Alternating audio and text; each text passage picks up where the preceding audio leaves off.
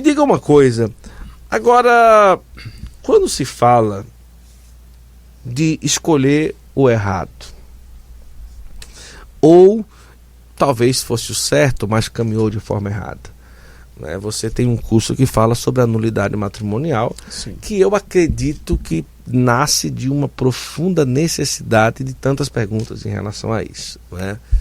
Aqui também no Santo Flor a gente recebe muita gente perguntando: Guto, e agora? Né? O que é que eu faço? Nulidade, qual o caminho e tudo, né? E como tentar amenizar essa situação? Primeiro, os casais que já estão numa segunda união e não têm possibilidade de nulidade, qual seria o caminho para a gente olhar para esses casais?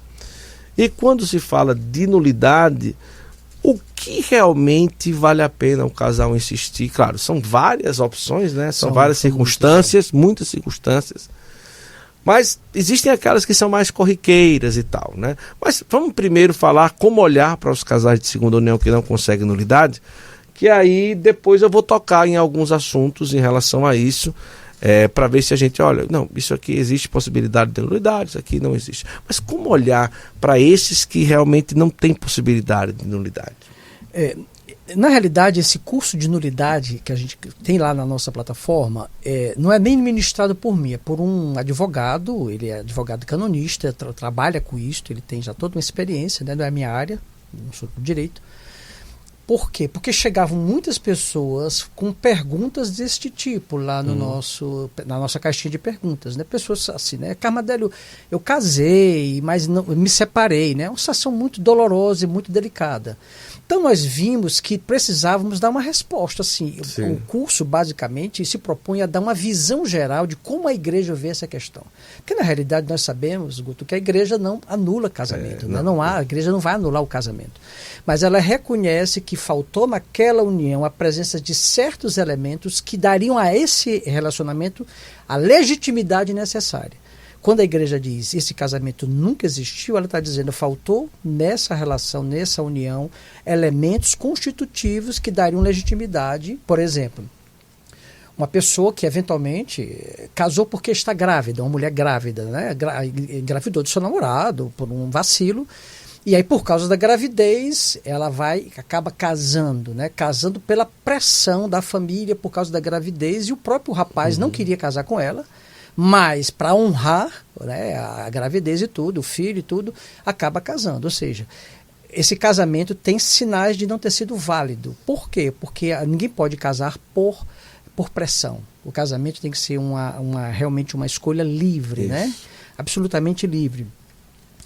Então, há vários elementos que o direito da igreja vai elencando, eu não sei todos, porque não é da minha área, né? Eu sei de alguns, que ajudam o casal, a pessoa, inclusive hoje em dia já é possível só um dar entrada no processo, né? Não precisa mais dos dois como antigamente.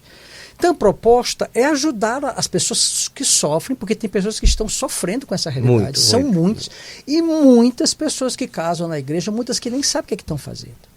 Infelizmente, entendeu? Então elas precisam de ajuda, de suporte. É um problema pastoral mundial, não é só aqui no Brasil, né? Casais de segunda união. Então a gente tem que acolher esses casais, dar toda a contribuição possível, tentar regularizar a situação deles, ou seja, cada casal que está nessa posição, ou mesmo uma pessoa casada, separada que está nos acompanhando aqui, ela tem que analisar se o caso dela se enquadra dentro daquilo que a lei da igreja prevê como passível de declaração de nulidade. Então o primeiro ponto é a pessoa se situar acerca da própria realidade dela. Ela, a partir das informações que a igreja oferece, a pessoa consegue fazer uma anamnese, um retorno na sua própria história e identificar a presença de elementos que, segundo a lei da igreja, identificariam como casamento não existente. A partir daí, ela teria que dar entrada no tribunal eclesiástico da diocese, né, pedindo para abrindo o processo. E aí a igreja, a partir das instâncias próprias, vai acompanhar aquele caso e vai definir. Hoje em dia, em média, 1 ano a 2 anos, diminuiu bastante, porque antigamente diminuía, demorava demais, 4, né? 5 anos. Né? Agora, em média, 1 ano, 2 anos. Eu conheço o caso até de 1 ano, de que o casal consegue a declaração de nulidade, o que é uma grande bênção para os dois, né? Assim, porque os dois podem refazer a sua vida afetiva, a sua vida assim, né? Então, é nesse sentido que a gente pensou no curso, né, de declaração de nulidade. Os casais que vivem essa situação irregular, e a gente sabe que existe, a proposta é essa. Primeiro, analisar se existe a presença ou não desses elementos. Não existindo, o casamento é válido. O casamento é válido. Assim, né? O casamento existiu de fato. Aí tem uma série de questões embutidas muito delicadas. Filhos. Quantos filhos? Idade dos filhos. Então tem uma série de implicações aí que não dá para você dar uma resposta geral, tem uma questão pastoral.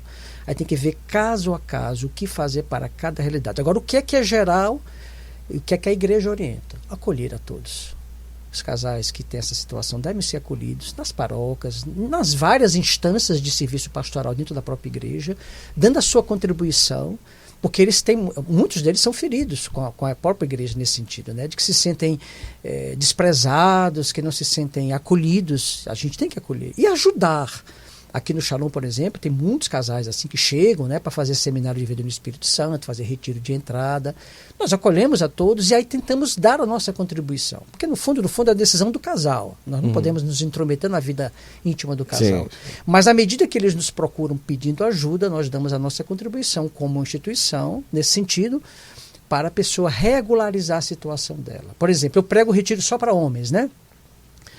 E encontro muito, e aí vem a pergunta, homens que separados, homens divorciados, homens que vivem juntos, podem fazer o retiro? Podem. Então, nesse retiro que eu realizo, exclusivamente para homens, eu acolho todos os homens, pode vir. Aí dentro do retiro eu vou fazendo um trabalho de evangelização e de formação, de tal maneira que no final eles dizem assim, o que é que eu faço para casar? Eu quero regularizar minha situação. Entendeu? Então, a proposta é essa. Às vezes a pessoa vive a situação irregular, não é maldade dela. Ela não tem noção, ninguém as ensinou. No tempo dela ninguém falou. Então ela seguiu a onda. A gente vê tantos casos assim, sabe? Pessoas inocentes, elas não agiram por maldade, que depois constatam, meu Deus do céu, foi um erro, não devia ter feito isso e aquilo. A gente tem que acolher, como qualquer um de nós podemos errar, né? Com certeza. Qualquer um de nós podemos errar. A diferença é porque casamento é uma coisa muito séria. Porque, por exemplo, um filho, os filhos presentes, entendeu? Já é outra questão. Separação, o impacto que isso tem para os filhos, né? É muito delicado, é uma situação muito delicada. Mas a palavra de ordem é o acolhimento. É o acolhimento, é o amor. Venham ficar conosco, vocês são nossos irmãos, não fiquem longe de nós. Isso. A gente não pode perder esse olhar. Não pode perder esse olhar. Outro dia eu li uma frase que dizia assim, a igreja era uma pergunta, a igreja seria o único exército do mundo que abandona seus soldados feridos? Achei interessante, né? Assim, fazendo uma associação como se a igreja fosse uma força armada, né? Porque as forças armadas, de maneira geral, têm aquele ponto de honra de jamais abandonar, né, um soldado ferido. E a pergunta era, será que a igreja seria o único exército do mundo que abandonaria seus soldados feridos? Nós não podemos abandonar os nossos irmãos feridos. O lugar deles é aqui, a nossa casa é aqui, a nossa família é essa, entende? A igreja e as comunidades, as expressões de igreja, tem que ser um lugar de acolhimento de todos. Todos são bem-vindos, todos são acolhidos, todos fazem parte da nossa família. E no amor e no acompanhamento nós vamos dando a nossa contribuição para que cada pessoa responda aquilo que Deus espera delas. Essa é a proposta.